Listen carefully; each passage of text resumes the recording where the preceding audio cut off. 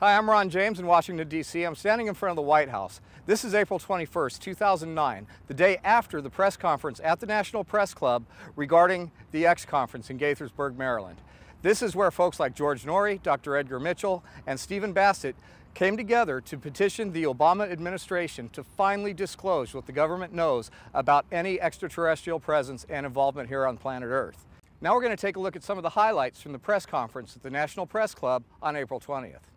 After my Apollo flight, when I was back in the area and visiting relatives and friends, some of the people in the area who had been involved, what I call the old-timers, who were involved in the 1940s, 1947, and subsequent with the Roswell crash, and people like in the Sheriff's Department who had been to the crash site and were supervising traffic.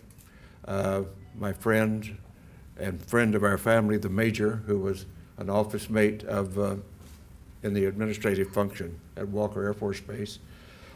These folks, because they had been shushed and told not to talk about their experience by military authority in those days, and on dire consequence if they did, felt that here in the 70s, many, many years later, that they didn't want to go to the grave with their story. They wanted to tell somebody reliable.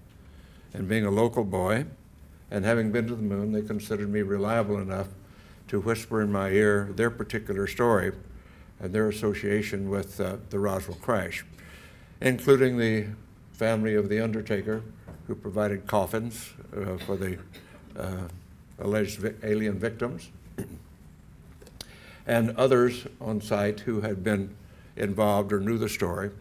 And of course, eventually I ran into Jesse Marcel Jr., the son of the Jesse Marcel, who was the first military officer on the site, and knew his story, and knew his story well, and we became friends in later years in this disclosure movement. And at some point, about 10 years ago, and I can't remember what date it was right now, when the disclosure movement was going strongly, I came here to Washington with a Navy commander by the name of Will Miller and Dr. Stephen Greer, and we were able to get an appointment at the Pentagon to talk about what we knew, or what we allegedly knew, what we thought we knew, and went and told our story. The powers that be at the Intelligence Committee of the Joint Chiefs of Staff listened to our story and said, the Admiral said, well, I don't know that story. I don't know that that's true, but I will find out. So we departed, went on our way, and subsequently learned through Dr. Greer and through Will Miller, and that those stories had been confirmed and that the Admiral had been denied access when he tried to get into the inner workings of that process. They were positioning us to make this intercept on this orbiting vehicle. Apparently, somebody made a decision to shoot him down before I even was launched. I didn't know that, but they finally gave us our final vector, and we went in there and they said, be advised, you'll have a bogey 30 degrees at 15 miles on the port side. And sure enough, when I started painting it, I got this blob. It was not a blip, it was a blob. It was about the size you'd get of an aircraft carrier in the North Sea when you painted them. This was humongous for me.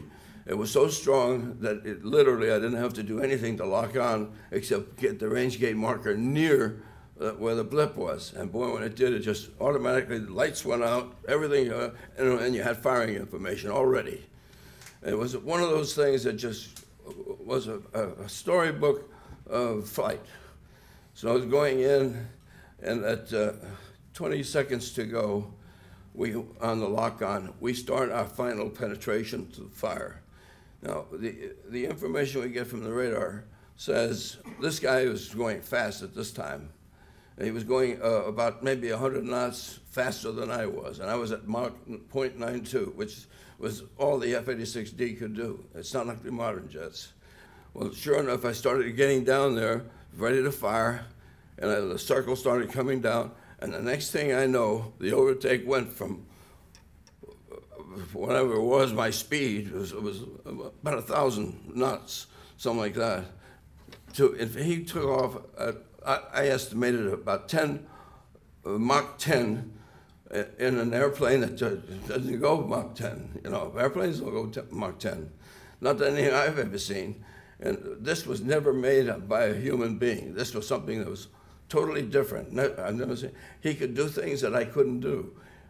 He could stop and start and keep going and everything else. But he took off. And he took off, and in 2 sweeps on the ground, he was off their scope. He was off my scope sooner than that.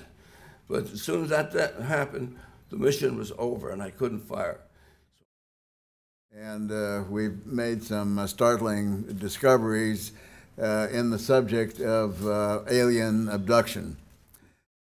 Slide 1A in the press packet will show a picture of what one of these objects looks like. This is a T-shaped object, which is approximately a sonometer in each direction, covered with a very strange biological coating, a coating that is so strong that when the object is freshly removed, you can't cut through it with a surgical blade.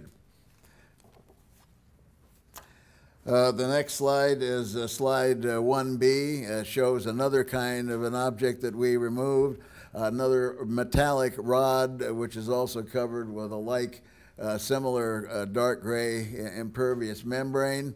And this material is also very strong, and you can't cut through it with a surgical blade. This is, within our technology, not possible. The majority of these objects, as I described, are these small metallic rods covered with this very strange biological coating. And quite recently, we found out that, I hope you're all sitting down, that this biological coating seems to be growing from the metallic structure within. That those nanofibers could be carbon nanotubes.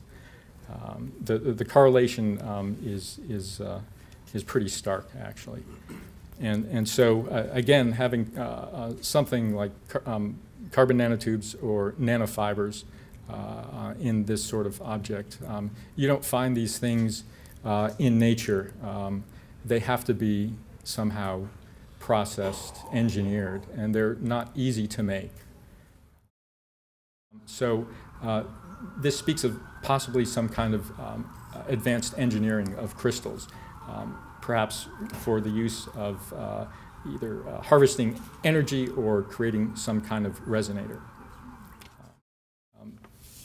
The combination of all these things, if we go to the conclusions, the combination of all this data indicates some kind of unusual engineering within this object. Elemental analysis indicates it's likely non-terrestrial. It could be meteoric, possibly. It could be something else.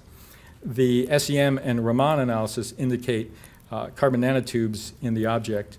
To date, carbon nanotubes have not been found in meteorites. There's one meteorite that's been analyzed that showed some kind of carbon onion structures or something resembling buckyballs, but nobody's ever found anything resembling carbon nanostructures or threads or fibers.